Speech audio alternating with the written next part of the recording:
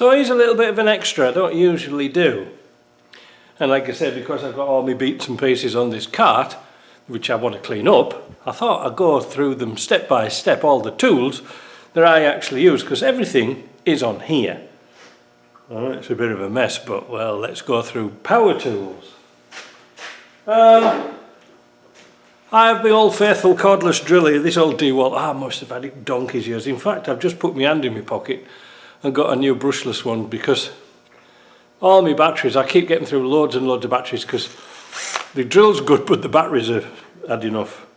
And the replacement ones, your cheap ones, they just break, so they're a waste of money. So good little DeWalt. All you need is a little drill, you know, to do the holes for the plug welding. If the going gets tough, or the tough gets going, electric drill. I use this on sort of bigger bits and pieces. But again, people ask me, why do I use so much DeWalt stuff? It's a reasonable price and it does me well. Why don't you get Milwaukee? Because it's an overpriced stuff and it just does as good a job for me. But and it's yellow, so I can find it. 3/8 impact for doing the bolts around the frames. That's easy enough. This little, again, DeWalt air chisel, picked it up from Canadian Tire for like 40 bucks on special. I reshaped the chisels so they'll go flat against a panel and bust them out for spot welds and things like this. Not a bad little tool. It's all aluminium construction. Just check for that. Don't get the plastic ones if you want to get one, because they just blow to bits. And I found out sometimes that the screw threads here come loose on the cheaper ones, and then once they start rattling backwards and forwards, well, you'll never tighten them up. So it's false economy. I must have been through about 5 DeWalt grinders in my life. These things here. They're a brilliant little thing, but why have I got through 5? Well, the dust gets sucked into the ends and the brushes go, and unfortunately, the repair pieces like the brushes are actually not really worth buying from DeWalt. They're so expensive, and that's where they've got you, because they want you to buy a new grinder. And sometimes if you hang around Canadian Tire long enough, well, not loitering, but you'll probably get one for about 60 to 100 Canadian dollars. So what I do is I keep all the old bits just in case, and then I throw them all out together because I don't need them. That's so, no, wait a minute, I've got this Bosch. I've got a Bosch grinder here with the flat wheel on. And why do I have 2? Because when you're working, it's easy to have one with a grindstone on and one with a flat wheel on. Believe me, because then you can just switch the two instead of changing the bits and pieces. And like I say, I got that for next to nothing in a car boot sale. So that's had its use. What else have I got here? Oh yeah, this little thing here. I'm going to get another one of these because it's got the same batteries on. But these little impacts, quarter drive, and it's got that type of fitting on. And you can go down to Prince's Auto, I don't know why I don't advertise for them, buy a packet of bits, and now once upon a time you used to buy a great big packet of metric bits, but they've got it sussed, so you only need, what was it, 8, 10 and 13. There's another one as well, I can't remember which one it was. Might have been 12. Oh no, it was 11, that was it, it was 11. Perfect, because that does 7/16 bolts. Yeah, I use these every single day, almost, you know. But that's great for putting the tech screws in, because it's a hammer action, so it'll really bang them in nice and tight. So I think that's taken care of the old power tools. What else have we got? Oh, wait a minute. Well, let's do some pneumatic-y type tools. I don't use this all that often. This was just a Mastercraft one from Canadian Tire. Again, it was on special for like 25 bucks. Just keep your eyes open for specials and reduced prices, because a lot of these shops like Prince's Auto and Canadian Tire, etc., have rolling sales. They come around all the time, so if you want something and you can wait a little bit, wait till they come on sale. Just keep your eye on the website. But this is handy for getting into little bits and pieces, whereas the big grinder's a bit awkward.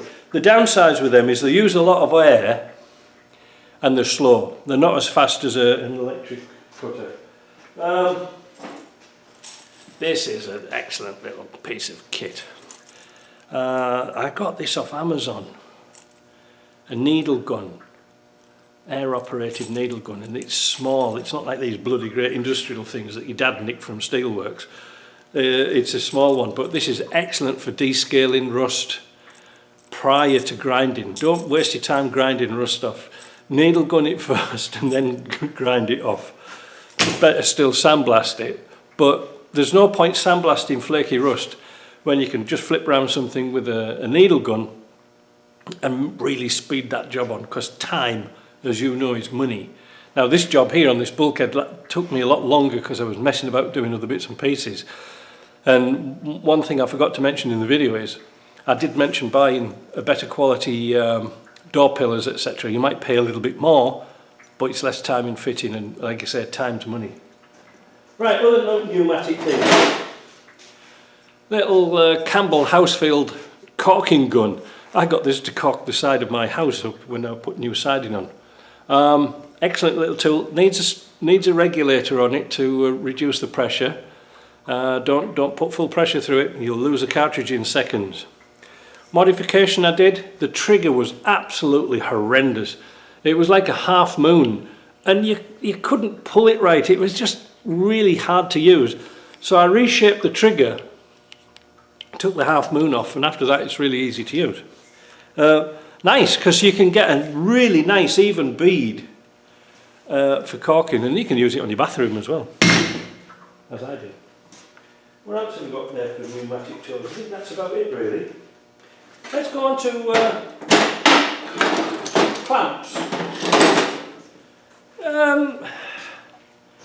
This is a nice little panel clamp for getting round door pillars and things like this.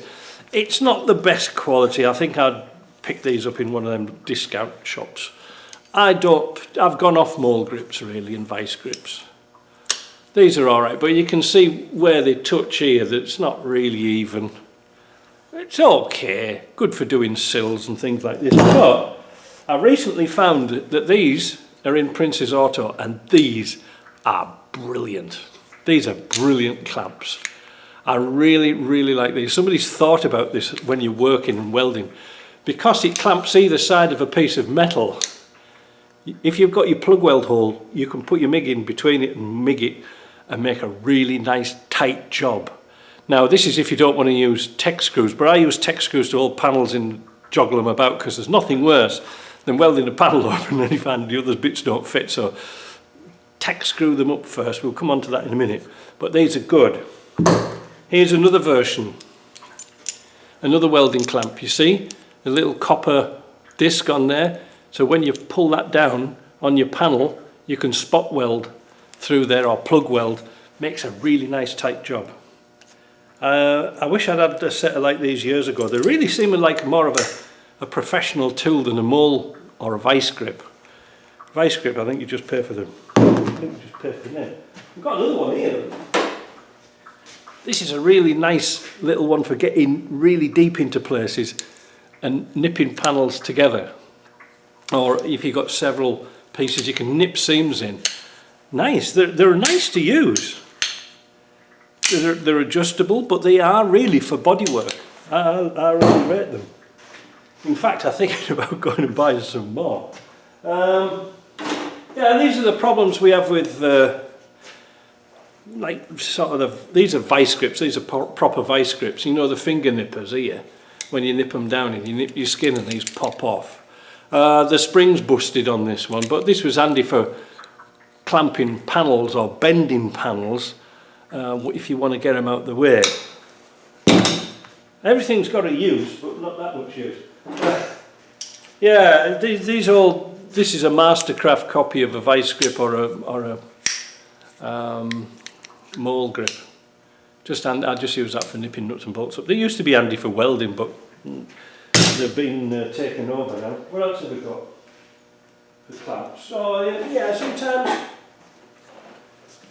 Sometimes you need a woodworking clamp to get really wide pieces pulled together, or that little bit more depth. You'll work it out, but sometimes you need a whole variety of different clamping tools. And of course, a bigger G-clamp, they're always good to have, kicking about. All woodworking tools. Get them from, you go around car boot sales, you get them for next to nothing. Oh look, I forgot my die grinder. Pneumatic tools, forgot the die grinder. Essential tool. I always take the guard off here, you know, it's got a little roller. Oh, it's really frustrating when you want to use something, you have to flick that little button, so I take it off. I'm not stupid, I know when it's on. Really, eye protection is a must with these things. They'll spray metal shards all over the place. I have a selection of different size and different shape carbide burrs. Don't use what's it, steel, high-speed steel you can get for woodworking. Not bloody good at all, you waste of money. Carbide. You can get them off Amazon at a really good price. The shaft sizes are all the same. I think the 1/4-inch shafts, but they're all the same. What's this one made out of? This one's made out of plastic. They don't last all that long.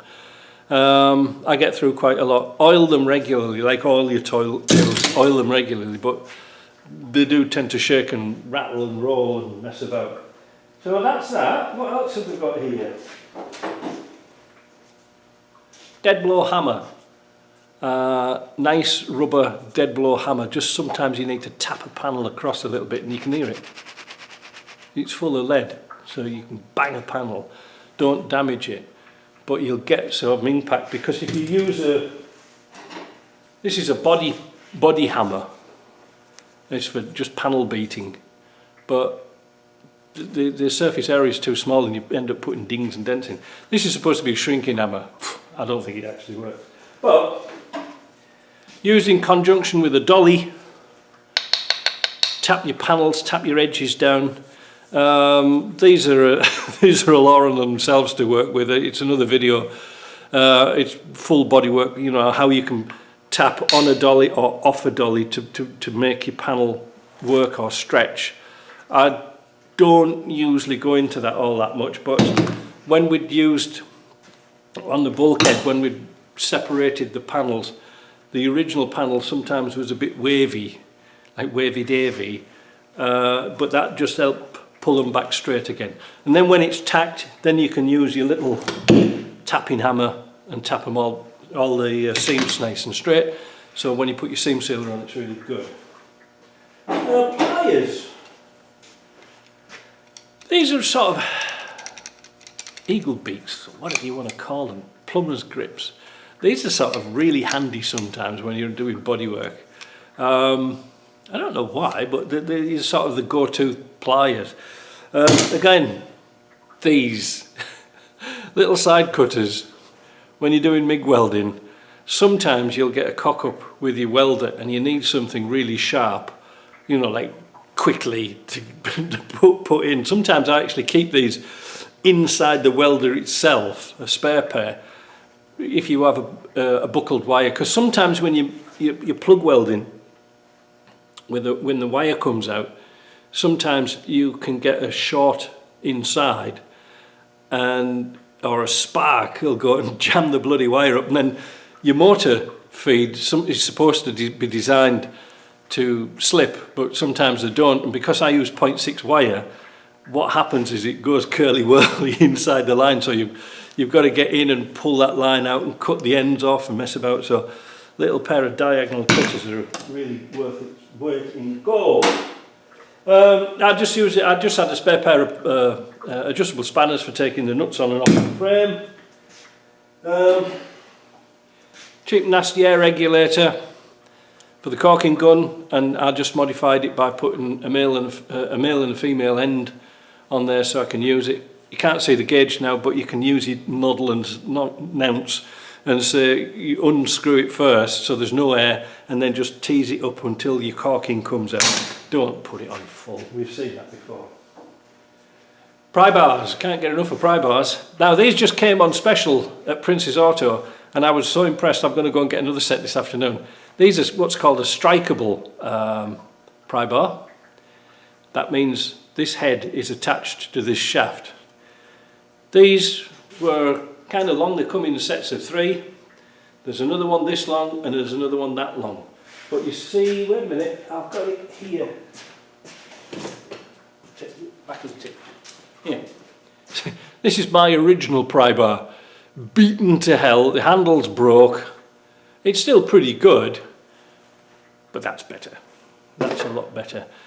These, a full set of these, believe it or not, were $15, 15 Canadian dollars, for next to nothing. So I'm really pleased we've got a Prince's Auto in town, because like I said, they have rolling sales, and we went the other day for the day after the opening, and it was brilliant. They have some really good stuff. So I know money's tight at the moment, and if you need equipment, but just be patient, you know. You can always borrow stuff like this of other people, you know, we don't care. Goes without saying, doesn't it? Goes without saying. Slitting discs. These little super fine ones. Again, wear glasses with these things, because if these get twisted and let go, they're off.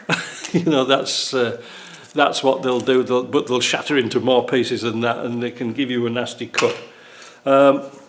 Flat wheels. I very rarely use a solid stone grinder anymore. I only use it to take the really rough welds off. You know, if you've been plug welding and you've got a big mountain of weld, just flush them off with that. If they're only like a millimetre tall, a flat wheel, get them in, use the 60s or the 40s or 80s, that's it, 40s or 80s. 40 grit obviously for rough cuts, 60 for finishing. They're brilliant.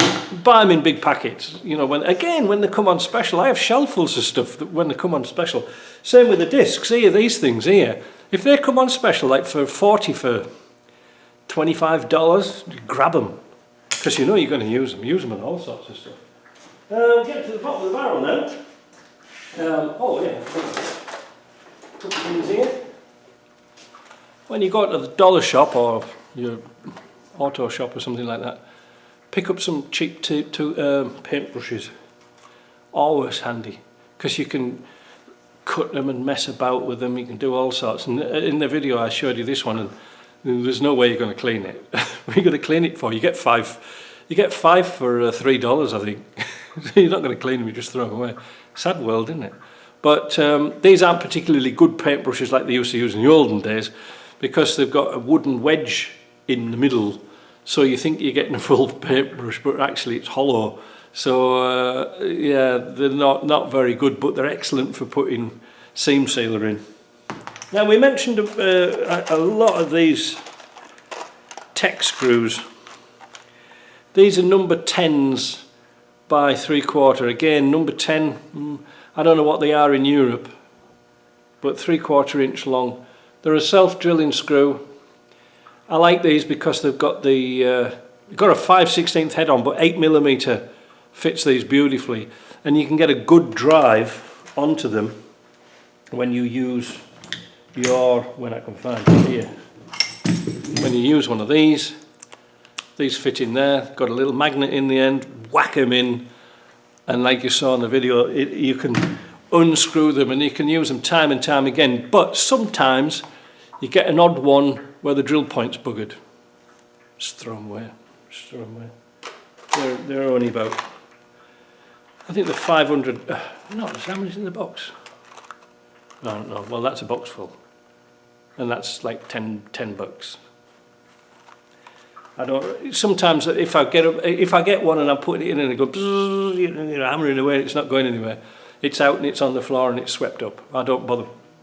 You wouldn't sharpen them, would you? Well, mind you, Yorkshireman would. Glasses goes without saying again.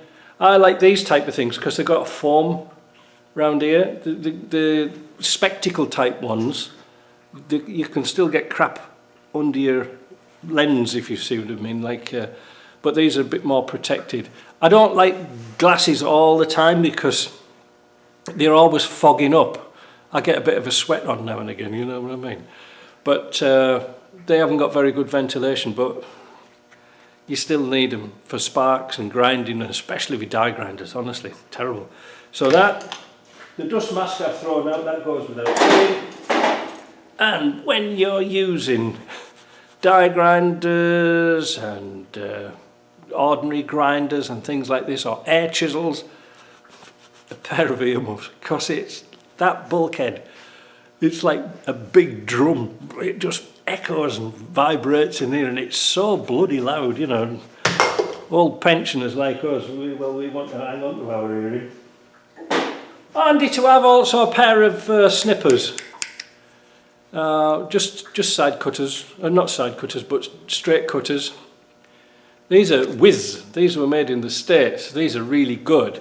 You can get copy ones now, but they're not as good. There's something about them that's not right. I don't know what it is, but these cut really nice and crisp without an edge.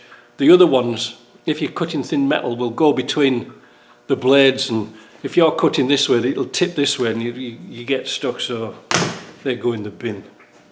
But those are really good. Little podger bar, again, Prince's Auto, cheap as chips, really handy for just pulling little panels, and also for podging bolts like at the bottom. So if you've got a hole and you want two holes to line up, these come in different diameters, by the way, and you can use it as a little taper wedge and just to line panels up. Excellent piece of kit. So I think that's about covered that. Let's go on to other cannons and products and things. You always need a fire extinguisher. Well, not really, but I just use these squirty bottles with some water in them. The thing is, when you weld it, you don't want water everywhere. That's not good. Degreaser be essential when you're before you put any product like sealers and anything like that on. Degrease everything. You don't think it's greasy, but it can be. It's hard to say, isn't it? Because sometimes you'll find out that you're welding up a panel and it's had rust proofing behind. Oh, that's fun when that catches fire. But before you put any product on, like this cold galvanizing spray, this is really handy. Cheap as chips, just get the grease off, because otherwise it won't stick. This is just a cheapy galvanizing spray, cold galvanizing spray, not too expensive. You don't need the 3M stuff or anything like that. This is exactly the same. Shake it really, really well.